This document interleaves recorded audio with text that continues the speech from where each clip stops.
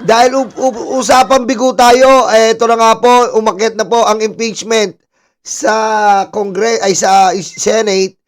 The impeachment now is convened in the Senate. Okay. Marami po ang natutuwa dahil nag-convene. Kasi po wala pong magawa si Alan Cayetano kundi po i-please po ang taong bayan. Gusto niyang i-please ang taong bayan para makalimutan natin ang 10K at ang katarantaduhan niya na scripted na under attack. Aray ko. Gusto niyang makalimutan natin sa pamamagitan ng pagko-convene ng impeachment para makalimutan natin na ang Senate is under attack. Okay?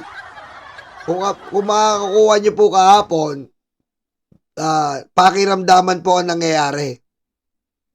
Bilang Senate President po, si Cayetano, nakikiramdam siya. So, anong gagawin niya para hindi atakihin ang Senado at mapababa ang tensyon ng mga tao? Wala po siyang magawa, although kahit labag sa loob ng mga Duterte block niyang tatanga-tanga, kukupal-kupal, kinonvene niya ang impeachment. Okay? At makikita niyo po kahapon doon, yung convening nila ay hindi po katulad noon. May humarang-harang agad-agad. Wala pong humarang kahapon. Dahil napag-usapan po yan ng mga Duterte block na walang harang. Wala na munang harang dito. Sa bandang gitna nyo na lang harangan. Aray ko. Ginagago tayo eh.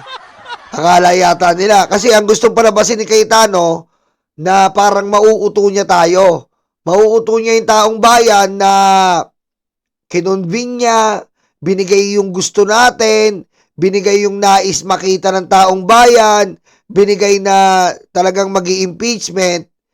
Ibig sabihin ni Cayetano, nauto niya tayo. Pero hindi niya alam, hindi alam ni Cayetano na siya mismo sa sarili niya, alam niya. Alam niya sa sarili niya ni Cayetano na delikado siya. Alam niya yan. Alam niya na delikado. Tandaan po natin kasi po, minsan, delikado ang tahimik na tao or tahimik na sitwasyon. Minsan may ganun, di ba? Minsan pag masyadong tahimik ka, nakakapanibago. Di ba? Ika nga ng ating lolo't lola, nangungusap yung katahimikan. Yung po ang mas delikado eh. Yung nangungusap yung katahimikan. Aray ko. Di ba? Yun po yung nangyari kagahapon. Nangungusap po yung katahimikan. Yung inaasahan nila na manggugulo ang minorya, tahimik. Yung inaasahan nilang maraming ibubulalas ang minorya dahil sa mga nangyari, tahimik. Aray ko. Diba? Yun po ang nakakatakot. Yun po ang nakakakaba. Dahil any given moment, babagsak ang bomba. Aray ko. Diba? Yun, tama si George. Yung nakakatakot, yung nakakabinging katahimikan. Yan po ang sabi ng ating lolo't lola, nakabats nyo.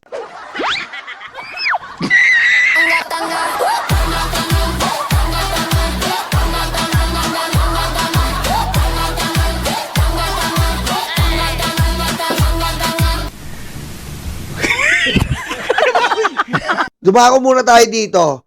Ang masasaksihan po natin sa impeachment ay ang over 600 transaction of Sara Duterte worth 6.7 flag by AMLAC.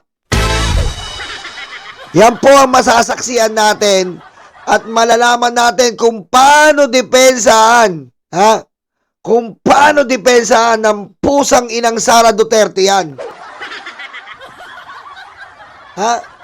Magiging bloodbath kaya o magiging blood burat? Ano sa tingin nyo?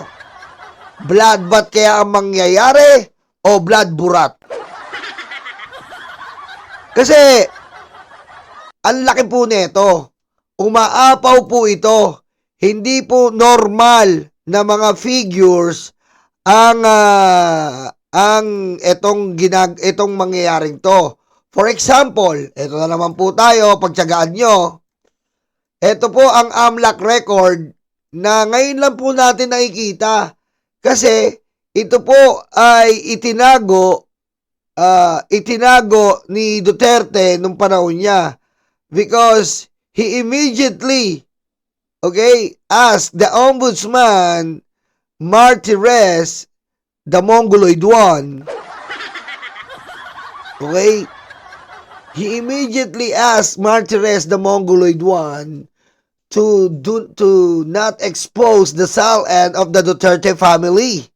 And he immediately, Karandang. He immediately, fired Karandang when Karandang exposed the real figures, the real money of the Duterte family. But now, the vengeance or the what they call this, the justice to Karandang is now given by the Supreme Court. Because Karandang is innocent and the Supreme Court decide that the President, Your Honor, Mr. Chair, that the President has no power over the Ombudsman. Aray ko. Aray ko. Sa Tagalog po, wala pong kapangyarihan ng presidente na sisantihin, tanggalin, at walang yain ang ombudsman. Kaya po, isang kaso na naman yan kay Digong. Di ba? Dahil simula nang makuha po ni Karandang ang malupit na mga ebidensya laban sa mga Duterte sa kanilang pera, tinanggal po ang putang ina. Aray ko. Ngayon, nagkaroon po ng Supreme Court decision. At si Karandang po ay nabawi niya po ang kanyang pagkatao sapagkat kumampi po ang Supreme Court kay Karandang. Nabawi niya ang kanyang pagkatao, nabawi niya ang kanyang benepisyo, nabawi niya ang kanyang pagre-retiro. May benepisyo na po sa kanya sa kanyang pagre-retiro dahil tinanggal siya ni Digong na walang yang presidente. Ano po makikita natin yan? Ito po mga figures na to ni Sara Duterte ang kanyang didepensahan. 2005, 540. Ayan po yung mga figures na yan na siya pa lang po ay Vice Mayor. 2009, ang nakakataas po ng kilay po dyan ay yung 2009. Ano po ba yung 2009? Yung 2009 po, paano siya mag-accumulate, paano siya magkakaroon ng 700 million pesos sa kanyang bank account. In and out, in and out. Okay? Paano mo ba malalaman, Yolo, na walang ya si Sara? Tandaan nyo po ang sahod po ng Vice Mayor lamang ay magkano? Almost 200,000.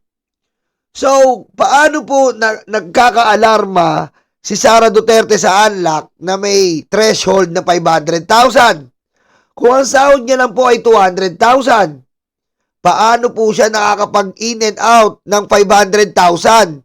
Ang sahod mo lang ay 200,000. Bagong Vice Mayor ka pa lang noon. Aray ko. Diba?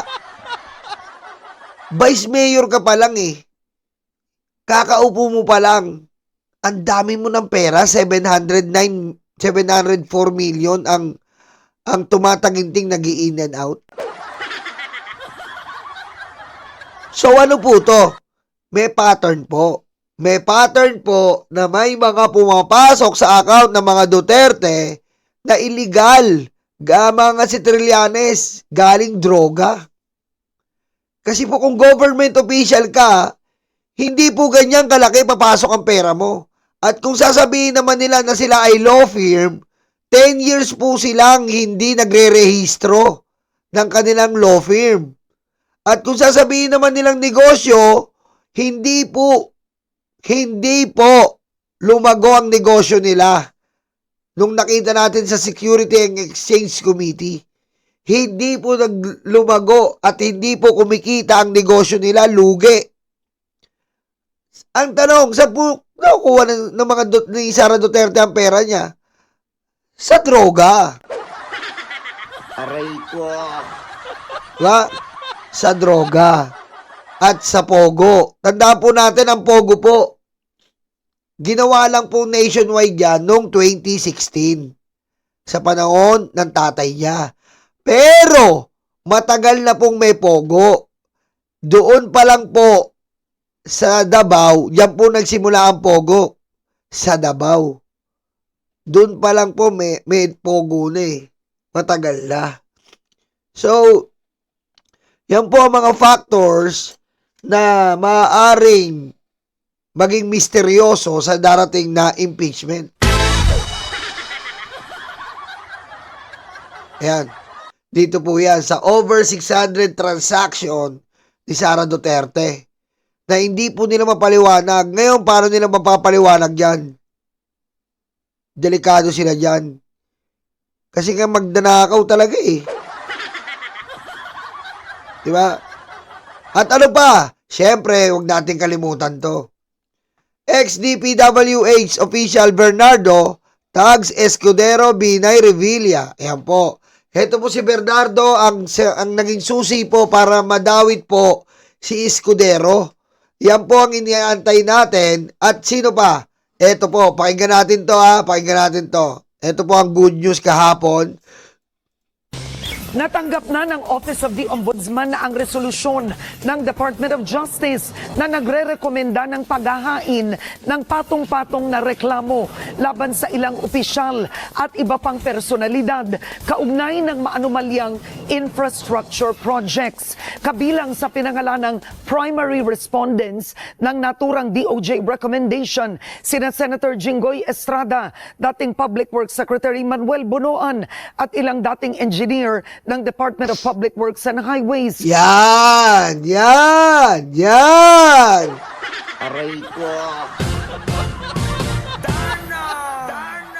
Yan! Yan ang gusto ko sa'yo. Diretso po na natin. Ilan sa mga kasong inirerekomenda laban sa kanila ay plunder, graft, corruption, direct bribery, and receipt of gifts. Nilaglag naman sa kakasuhan ang namayapang dating DPWH Undersecretary Catalina Cabral at ilang dating opisyal ng DPWH na sina Roberto Bernardo, Yan! Henry Alcantara Yan! at Gerard Opulencia na itinuturing na ngayong state witnesses. Ayon sa Ombudsman, magsasagawa sila ng sariling independent review at resolusyon tungkol sa merito ng naturang kaso. Ayaw naman ang magkomento rito ni Senator Estrada. The allegations claim that multiple high-ranking public officials and private individuals conspired to maneuver allocations, rig public bidding processes, and siphon government funds stemming from a major national infrastructure budget systems, specifically involving the National Expenditure Program, the Bicameral Conference Committee, the House General Appropriations Bill. Ayan nga po yung sinasabi natin.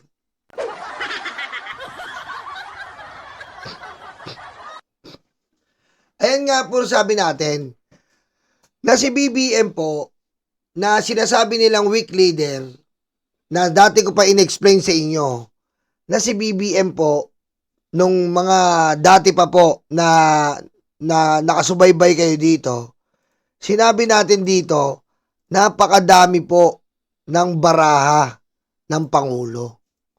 Bakit ko po nasabi yon? Sinabi ko po noon, no ang baraha ng Pangulo ay naitapon si Digong sa ICC. nangyari. Diba? Na si Sara Duterte ay ma-impeach, nangyari. Ngayon, ito pong nangyayari ngayon, ito po ay baraha pa rin ng Pangulo. Nasa kanya pa rin po kung paano niya ipupusoy ang mga senador na to. Okay? Kasi po, yung nangyayari po sa Senado, sabi nga ng Pangulo, let's wait and see. Sabi, in-interview ang Pangulo. Pangulo, ano po mga sabi niyo sa nangyayari po sa Senado? Let's wait and see. Okay? Kasi po, hindi naman po pwede na aminin na natin. Hindi naman po pwede sa mga Senado na kayo lang ang nagmamanipula sa sitwasyon. Hindi naman papayag ang Pangulong ganon. Hindi naman papayag ang Pangulo ngayon. Diba? So, ang barahan ng Pangulo, eto na, ilalabas niya na ang isang baraha niya. Jenggoy, labas ka na! Aray ko. Diba? Ilabas na ang dapat ilabas. So, dito po, normal po ito. Normal po na si Jenggoy ay kasuhan na. Actually, matagal na po ito eh. Matagal na po ito. Kaso, ngayon lang lumalabas at mas maganda nga ngayon lumalabas dahil sakto sa impeachment. Diba? Kasi, given the fact mamanipulay nila yung impeachment. So, bibigyan ng ating gobyerno yan ng patas na laban. Hindi po pwedeng obvious na obvious kawawa ang taong bayan, mamanipulay nila yung impeachment, hindi pa nagsisimula. Yan po ang gagawin yan. Pero hindi po papayag, alam mo, mag-aaminan tayo, hindi po papayag ang Pangulo ng ganon. Uubusin niya yan si Escudero, uubusin niya yan si Jenggoy, uubusin niya yan si Joel Islord. Walang matitira sa mayorya, kaya nga, nakakabinging katahimikan kahapon. Aray ko. Nakakabinging katahimikan kahapon. Ang kay Jenggoy po ay isa po yang senyales. Isa po yang alarm clock. Anong alarm clock? Nag-a-alarm na yung katarantaduan at kademonyoan nila. Okay? Na magsisimula yung impeachment. Imbis na si Sara ang unti-unting nawawala, yung mayorya po ang unti-unting mawawala dyan. Aray ko. Yung mayorya po ang unti-unting mawawala. Aray ko. Okay? So, ano po mangyayari? Within this week, kapag na-read po ng Ombudsman at DOJ yan, nakapag-coordinate sila sa isa't isa, maglalabas na po ng warrant of arrest yan. At mababawasan po si Jenggoy. Okay? At si Bato po, bibigyan lang natin ng ng konting oras lang yan. Dahil, pag nahuli yan, idadali na yan. Siyempre, after a while, didiretso rin si Bongo. Diba? Didiretso rin si Bongo. Ubos! So, wala pong matitira sa mayorya. Kaya nga yung sinabi natin kahapon, nakakabinging katahimikan ang Cayetano. Nakakala niya, nakaisa siya. Nakakala niya, magtatagal siya. Yun ang akala niya. Kasi isipin nyo po kapag naalis pa si Jenggoy dyan, pilay na. Pilay na.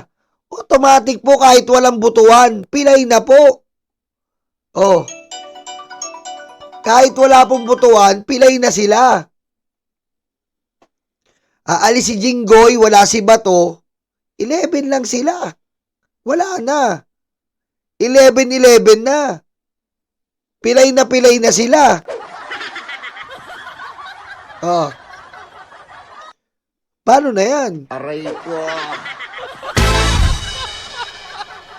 Yan po ang sinasabi natin. Ito mga putang inang mga demonyo na to, hindi magtatagumpay. Ito mga putang inang mga Duterte Black na to, hindi magwawagi.